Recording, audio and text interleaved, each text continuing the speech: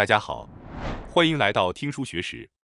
今天我们要介绍的是脑科学家茂木健一郎先生的著作《打造最强心态的前额叶训练》一书。这本书简单来说，是从脑科学的角度解释如何培养能够战胜压力的心态。茂木先生提出了心理怪兽的概念，他认为在这个充满不确定性的时代，培养最强大的心理至关重要。无论我们如何努力，自然灾害、战争、恐怖袭击等都可能随时打乱我们的生活，但随着时间的流逝，似乎又渐渐忘记了这一点。也许这就是人生的本质吧。当我们面对意外事件时，正是我们人类大脑发挥作用的时候。我们需要具备判断情况、预测未来、选择最佳行动并采取行动的能力。所有这些能力都由大脑前额叶这个指挥中心来控制。前额叶位于大脑的前部，前额叶在认知、记忆、学习、情感和行为方面发挥着关键作用。本书倡导的心理怪兽，是指不要在遭遇困难时轻易放弃，而是要努力拥有坚韧的力量，能够挺身而起。那么，要成为心理怪兽，具体应该如何去做呢？这并不是简单的依赖意志力说我要变得心理更强大。我们的意志力通常太过脆弱，迄今为止并没有带来实质性的帮助。这一点从我们的经验中就能看出来。我们不应该完全依赖意志力。成为心理怪物需要做的第一步就是毫不犹豫地改变大脑，尤其是加强和训练前额叶，这是非常重要的。因为通过强化前额叶，我们可以在脑科学上评估心理健康，并且共同努力获得强大的心理素质和坚韧不拔的意志力。那么，让我们来看看今天的内容吧。在第一部分中，我们将深入探讨前额叶是如何决定我们的心理素质的。接下来，在第二部分中，我们将介绍如何通过前额叶训练来打造最强大的心理素质。最后，在第三部分中，我们将简明扼要地解释如何击退负面思维。让我们立即开始第一部分，探讨前额叶如何决定我们的心理素质。那么，首先让我们简要了解一下大脑的基本知识。在这里，重要的是杏仁核和前额叶这两个部位。害怕、不安、喜悦等情绪都是在大脑的颞叶杏仁核中产生的，它在情绪加工和情感调节中起着重要作用。这些情绪是人类的原始和冲动性情感。与此同时，控制这些冲动和情感、引导行为、做出决策等高级信息处理功能，则由前额叶负责。前额叶在人的整个生命过程中都在持续发展，所以就算你已经40岁了，也不用担心，任何年龄段都可以开始进行前额叶的训练。所以，让我们养成前额叶训练的习惯吧。如今，新闻中经常会报道老年人或年轻人情绪失控的情况。您可能也有过因为对方的言行而失去耐性的经历，这在任何人的生活中都可能发生。这种对对方言行的失控反应，实际上与前额叶的功能密切相关。刚才我们提到，喜怒哀乐等情感是在颞叶杏仁核中产生的，而杏仁核是大脑情感控制的关键部位，可以说是大脑情感系统的加速器。杏仁核的激活会引起情绪的波动，甚至导致大脑混乱，而前额叶则是情绪控制和调节的区域，可以说是情绪的刹车和方向盘。这种情况通常是跟随他人情绪而发生的，而能够在情绪爆发之前停下来思考的能力，正是前额叶发挥作用的明证。愤怒是一种本能，但我们是否会将这一瞬间的愤怒发泄到周围，这是可以由前额叶控制的。持续沉溺于负面情绪的弊端，远比我们想象的要大得多。前额叶就像大脑的指挥中心，在公司中扮演着总裁的角色。如果总裁能够坚定持有愿景，那么公司的前进方向也会变得明确。但如果总裁经常受到心理上的影响，那么公司的未来也会变得不确定。这同样适用于我们个人。如果我们作为前额叶的总裁失去了功能，那么我们将无法怀着积极的动力前进。关于前额叶功能失调的一个例子，我们可以提到骚扰者，他们会对分手的对象念念不忘，纠缠不休，甚至进行跟踪和埋伏，或者打电话骚扰对方。这就像大脑被情绪控制一样，因为杏仁核的失控没有被前额叶控制住。有人说，现在年轻人更容易发脾气，或者老年人更容易发脾气。其实从前起，年轻人易怒的原因在于前额叶的发育不成熟。至于老年人，他们大脑的萎缩导致了前额叶功能的减退，因此要培养坚韧的心灵，忽略他人的诽谤攻击，控制愤怒等情绪，获得稳定而强大的心理素质。关键在于锻炼前额叶，这实际上是一个非常简单易懂的原理呢。在当今社会，人人皆知成功或者取得成就离不开自我控制。举例来说，如果您能够克制住当前想要玩乐的冲动而选择学习，那么您将来可能会得到一份优质的工作和丰厚的薪水。同样的，如果你有足够的自制力可以抵制眼前诱人的蛋糕，那么你也有可能成功减肥，保持健康。人们常说，成功的关键在于发挥自我控制能力，而要发挥这种能力，前额叶的作用至关重要。最近，除了智商 IQ 之外，非认知能力也被认为十分重要。所谓的认知能力，指的是可以用智商来衡量的，比如解决问题、逻辑推理等方面的能力。非认知能力指的是与目标的达成、毅力、自我控制和合作等无法用数字来衡量的能力。与可以用 IQ 来测量的认知能力不同，研究表明，非认知能力的高低与孩子未来的学业成绩、收入水平、是否有犯罪记录等息息相关。为了衡量非认知能力，进行了一些著名的实验，其中最有名的就是棉花糖测试。相信大家都听说过这个名字吧？斯坦福大学心理学家沃尔特·米舍尔在1960年代末至1970年代初进行的一项行为科学实验。在这个实验中，4岁的儿童被一个接一个地带进一个房间，桌子上放着一个装有一块棉花糖的盘子。实验者告诉他们：“我要离开一会儿，如果您能忍住15分钟不吃棉花糖，我会再给您一块。”从这个非常简单的实验中可以了解到孩子们的自我控制能力，他们必须克服想要立即享受棉花糖的冲动，以换取将来更大的利益。实验结果显示，有2/3的孩子无法等待15分钟就吃掉了棉花糖。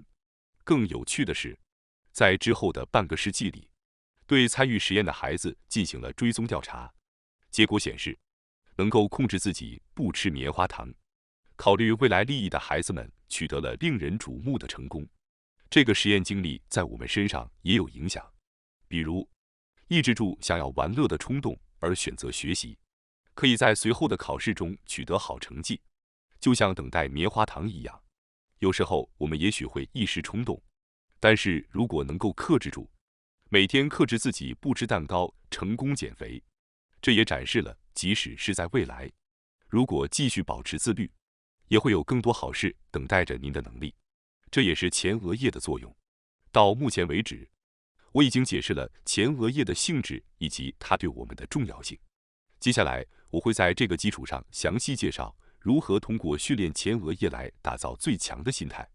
关于训练前额叶的方法，以激活前额叶的功能，使心理处于最强大的状态，成为真正的心理怪兽。在接下来的内容中，我将介绍3种训练方法，来打造最强的心理状态。让我们迅速解释每个训练方法。1. 在有噪音的环境中完成任务，挑战一些稍微困难的任务。2. 有意识地不使用便利的工具。3. 不要将大脑资源用于应对压力源。第一种训练方法，越能够忽略噪音的人，通常智商较高。已有实验证明了智商和注意力之间的相关性。您知道吗？根据2013年发表的一篇论文，长时间保持注意力集中且能够忽略周围噪音的人，通常智商较高。实验中，被试者被要求观看背景为明亮颜色的屏幕上黑色棒在左右移动的视频，黑色棒的大小变化不一。然后被试者被询问棒的移动方向，并记录了他们作答所需的时间。结果显示，智商较高的被试者疲劳程度较低，答题时间较短，他们能够忽略图像中的干扰，专注于必要的信息。想象一下，在不受干扰的情况下，能够专注于任务，而不是被想要外出玩耍、联系某人或者玩游戏等干扰。那么，如何训练大脑的这种能力呢？方法非常简单，阅读一些略有难度的书籍，或者通过尝试一些略微复杂的任务来挑战自己。通过在嘈杂环境中进行任务，培养能够集中注意力的能力。透过挑战略微困难的事情，我们可以培养专注力。即使是稍微困难的挑战，成功后的喜悦也会激励我们去迎接下一个任务。人类在一定年龄后，应该理解并接受自己的能力范围，但是这个能力范围是否真的符合您自己的实际情况呢？也许你已经对自己设限，认为自己的能力有限。无论是孩子还是成年人，挑战略微困难的障碍都是非常重要的。接下来，我想解释一下第二个训练方法：有意识的不使用便利的工具。这个方法听起来很奇怪。茂木先生说，不依赖辅助工具可以锻炼前额叶。在他的一本书中，他写到了不使用谷歌地图进行旅行的例子。他的朋友的孩子和朋友一起外出玩耍时，决定回家时不使用谷歌地图，结果他们迷路了很长时间，但是没有使用手机地图应用程序，而是根据自己的方向前进。这种经历本身就很少见，对他们来说非常有趣。据说他们对此感到满意，这实际上非常有效地锻炼了前额叶。在陌生的地方旅行时，即使迷路，但找到有趣的店铺，或者遇到飞机延误而需要重新计划，这种情况下，我们的前额叶会非常活跃。有意识的不依赖便利工具进行这些活动，是日常生活中的简单训练。无论是使用谷歌地图还是汽车导航，便利工具通常会削弱我们的导航能力。未来 AI 将会像教练或导师一样，提前告诉我们下一个计划是什么，或者给出产品建议等。但是如果我们过度依赖 AI， 我们的前额叶将会越来越少被使用。我们应该学会如何与 AI 有效的合作。同样，这也适用于经济领域。在经营战略中，有一种叫做蓝海战略的方法。红海指的是竞争激烈的市场，而蓝海则是指尚未开拓的市场。如果您选择在激烈的竞争中与对手较量，您将面临激烈的竞争。但另一方面，你已经有了一定的目标，并且可以看到要做的事情的方向。这有点类似于残酷的考试战场，需要非凡的努力。但红海的特点是明确知道要做什么。相反，蓝海就像是在没有海图的航行中起航，不知道市场在哪里，即使市场存在，也不清楚其中的潜力。在这种情况下，我们的前额叶发挥了最大的作用。也许有埋藏着宝藏的山，但同时也可能有海盗潜伏，或者什么都没有价值。然而，即使冒着冒险的风险，踏上这段航程，体验到兴奋的感觉，这是锻炼我们大脑的绝佳机会。接下来，我想解释一下训练的第三个要点：不将大脑资源投入到压力源中。在座的各位，也许有人试图开始使用 Twitter 或 Instagram， 但因意外的负面评论而感到气馁而放弃了吧？然而，在这种情况下，有些人会深陷其中，感到沮丧，而另一些人则可以轻松保持距离。看似世上有两种人，当然，对于管理员的诽谤帖子来说，另当别论。但适度的麻木感也是很重要的。茂木先生称之为钝感力。当我们的社交媒体遭到攻击，或者与亲密的朋友发生争执时，生活中也会发生意外的冲突。在那时，我们的杏仁体可能让我们感到愤怒或情绪崩溃，这是人类原始大脑的一种反应方式。但等一下，这是别人影响了我们吗？这到底是值得生气的事情吗？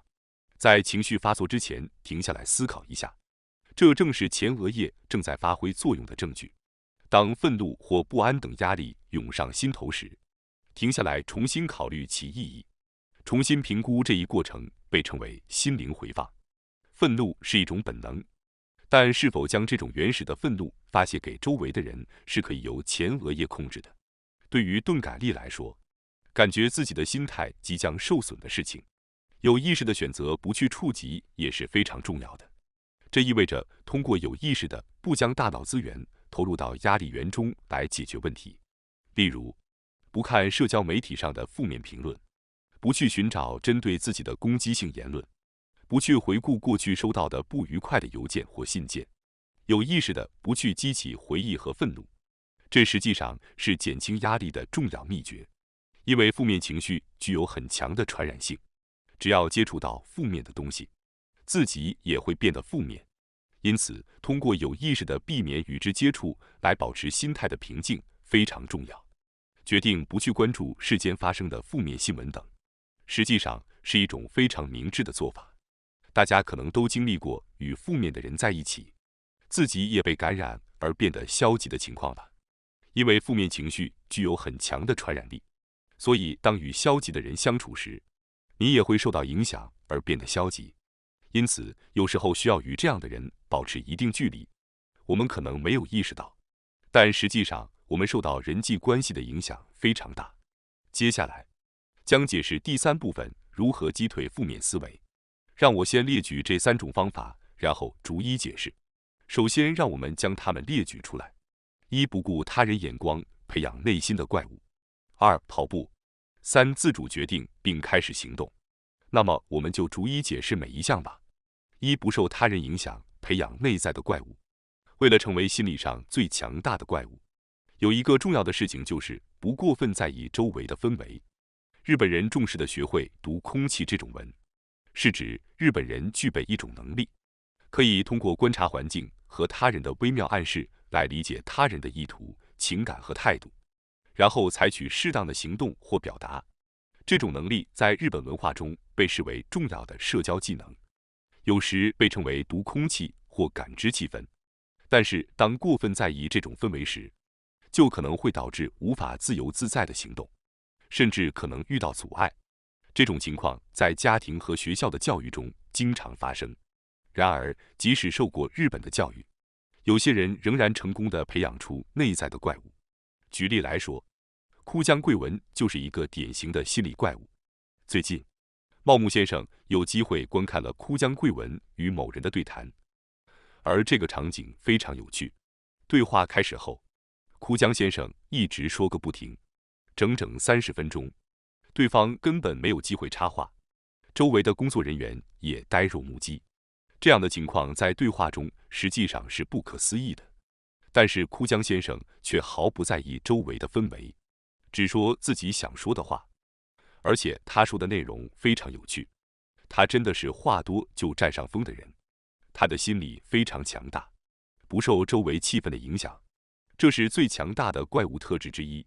心理上最强大的人会在他们独特的世界中压倒其他人，因为他们敢于不顾一切，所以他们的出现会产生强烈的冲击力。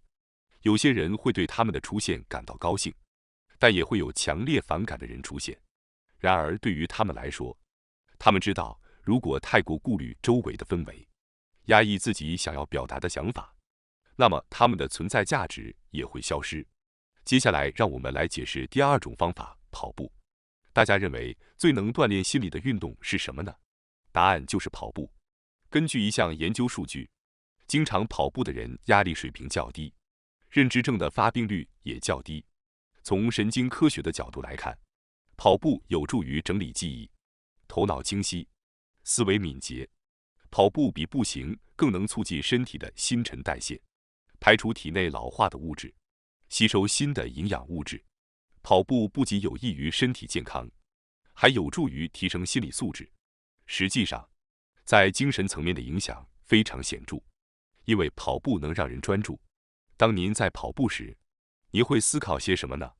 或许最初会考虑工作任务等事务，但随着时间的推移，你会逐渐进入一种心流状态，即集中又轻松的状态。当您独自一人待在房间里，感到困惑时，只需走出去开始跑步一段时间，您就会感到放松和解脱。因此，跑步可以说是培养心理素质的必修课程。那么，在跑步时，大脑处于什么状态呢？